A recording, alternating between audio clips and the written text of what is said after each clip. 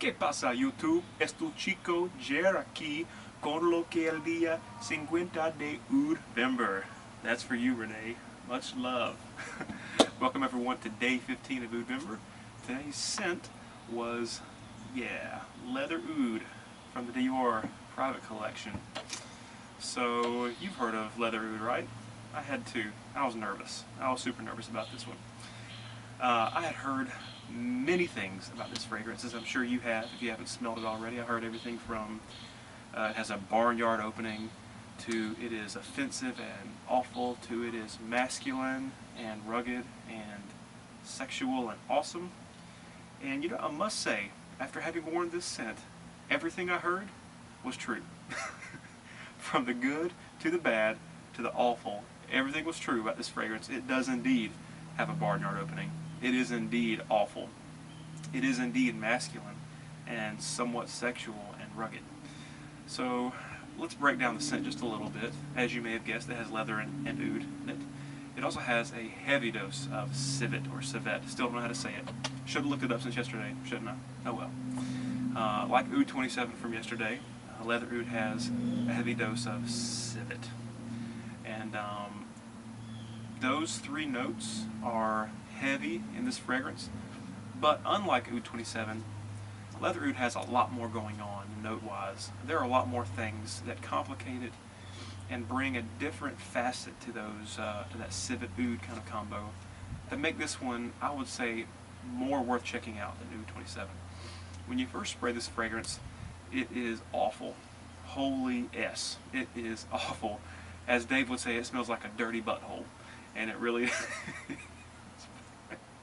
it is bad. It's bad, guys.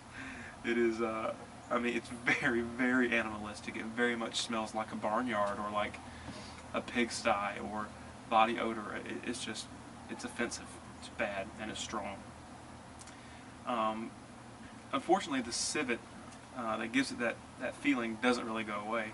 It doesn't really go away ever throughout the fragrance. But it does tone down quite a bit. And after the first 30 minutes to an hour, you're going to find, or at least I found, that some of those other supporting notes really came up and began to play more of a role.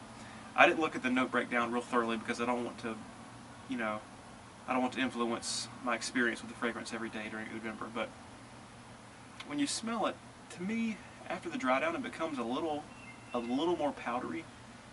Not that it was powdery before, it becomes a little powdery. It becomes sweeter, and it becomes smoother. It takes on this quality of like honey and maybe a fruity note like blackberry or plum or something like that. That comes in and kind of supports the leather and the oud and the civet and gives it a sweeter quality. And you know, really, this fragrance has one of the most appealing things about this fragrance to me is, although it is rough and kind of hard to bear at times, because of all these different notes, it really, to me, is a very outdoorsy kind of fragrance, a very lumberjack, you know, man's man, cowboy kind of scent. And I love that. I love being outside when I can. Love being out in the woods, and so it kind of evokes that feeling. I wouldn't say this scent is woodsy, you know, per se, but it does evoke that feeling of the outdoors and animals and fruits and, you know, leather and all that kind of thing. So I think that Leather Oud, I will never wear this again, ever, because of the downsides of it. But I think that it has redeeming qualities that make it better than Oud 27.